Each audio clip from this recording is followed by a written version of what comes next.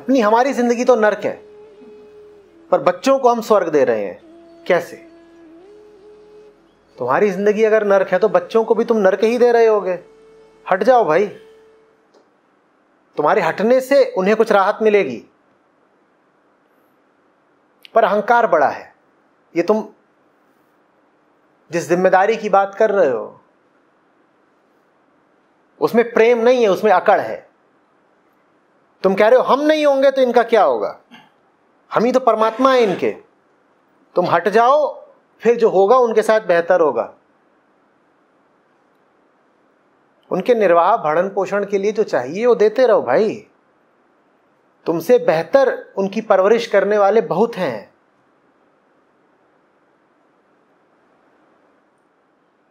फिर तुम बच्चों की बात कर रहे हो। कितने दिन तक बच्चों को तुम्हारा सहारा चाहिए होता है? किसको बच्चा बोल रहे हो? 28 साल का हो गया, वही बच्चा है तुम्हारा।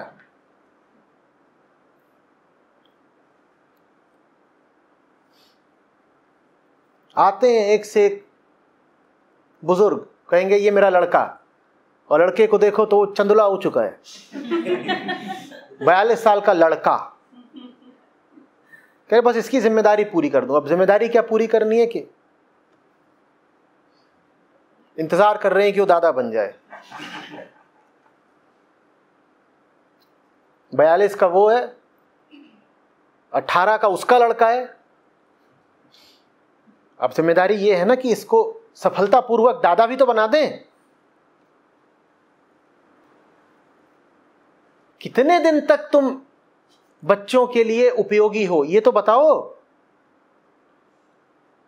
चलो 2-4-5 साल की बात है, कोई बात नहीं, 2-4-5 साल काट लो। कह दो कि हाँ बच्चा अभी 2 साल का है तो हमें जिम्मेदारी पूरी करनी है उसके लिए, कर डालो भाई। पर कोई तो बिंदु आएगा ना जब तुम्हें दिखाई देगा कि अब बच्चे के जीवन में तुम्हारी कोई उपयोगिता है नहीं।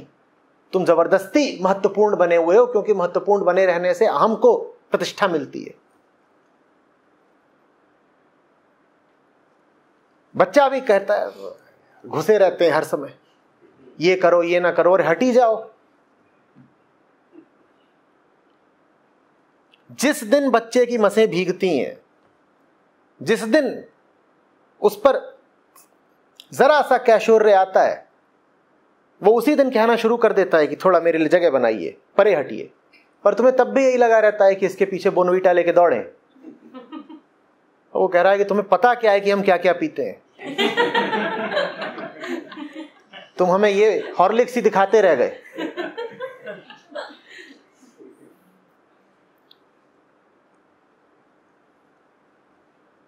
हम कहते हैं नहीं, अभी बच्चों की जिम्मेदारी है, इसलिए अभी सत्य की ओर नहीं बढ़ सकते।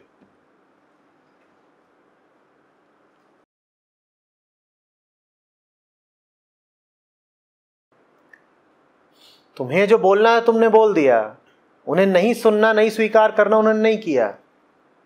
समस्या क्या है? समस्या यह है कि जरूर तुम्हारा कोई हित बंधा हुआ है उनके साथ, कहीं कोई लालच है, और पता है कि अगर उनको बुरा लग गया तो लालच पर चोट पड़ेगी।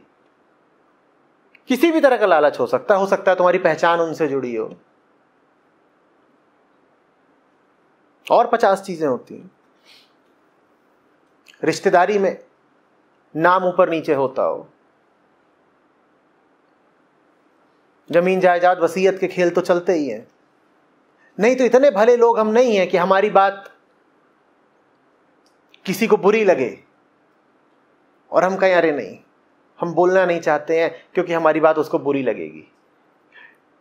किसी से तुम्हारा कोई स्वार्थ न सधता हो तो तुम बिल्कुल दो टूक बोलोगे। तुम कहोगे तुझे बुरा लगता हो बुरा लगे, अच्छा लगता हो अच्छा लगे, मैंने कह दिया, बुरा लगा कोई बात नहीं, लगने दे। अगर उससे तुम्हारा कोई स्वार्थ ना जुड़ा हो। हाँ, जिससे स्वार्थ जुड़ा हो उससे तुम कभी साफ बात नहीं कर पाओगे, क्योंकि अगर उसको बुरा लग गया तो तुम्हारे स्वार्थ पर चोट पड़ेगी। पर वो बात नहीं बताता कोई। लोग कहते हैं हम क्या करें, हम इतने अच्छे आदमी हैं कि हम दूसरों को दुख नहीं देना चाहते। साहब ऐसी बात तो नहीं है, दुख तो आप खूब देते हो, बस दुख आप उसको नहीं देना चाहते जो पलटकर आपको दुख दे देगा। तो आपको वास्तव में बस अपने दुख की चिंता है क्या ऐसा है कि संसार में आप किसी को दुख नहीं देना चाहते? ऐसा तो नहीं है। हाँ, बस सामने कोई पहलवान खड़ा हो तो बचोगे उसको दुख देने से। उसको दुख दिया तो पलस्तर बंधेगा।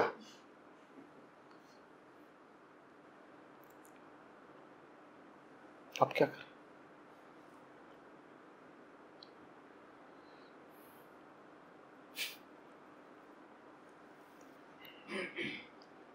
जब 50 के उम्र का होता है ना बाप, और अपनी ताकत के शिखर पर होता है,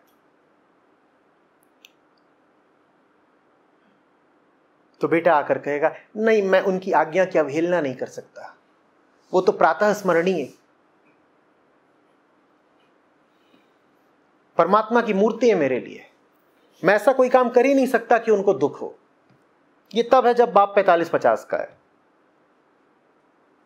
ताकत से भरपूर है वो, पैसे से भरपूर है वो, और बेटा बाप पर आश्रित है। और यही बाप जब 80 का हो जाता है तब भी बेटा ये कहता है कि मैं इनको कोई दुख दे ही नहीं सकता, मैं इनकी बात काट ही नहीं सकता।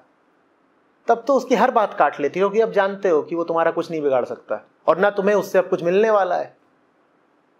तब बड़ी आसानी से उसकी हर बात की उपेक्षा कर ले आओगे, काट भी दोगे, दुरदुरा दोगे, घर के कोने में डाल दोगे।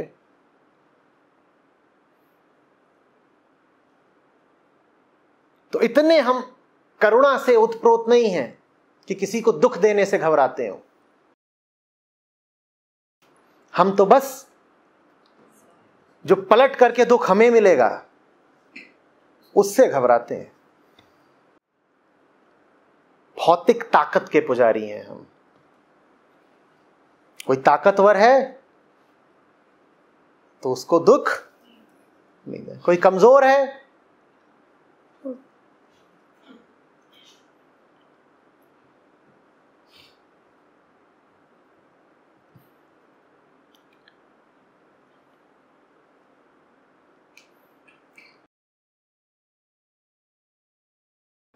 do what is best for you.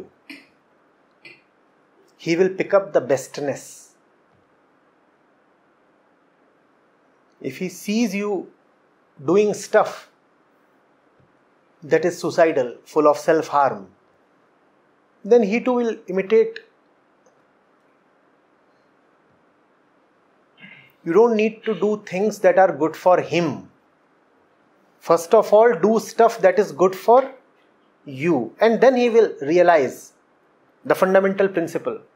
What is the fundamental principle? One must do what is good for himself. So you are doing what is good for you, he will also start doing what is good for him. Otherwise he'll only learn self-harm from you.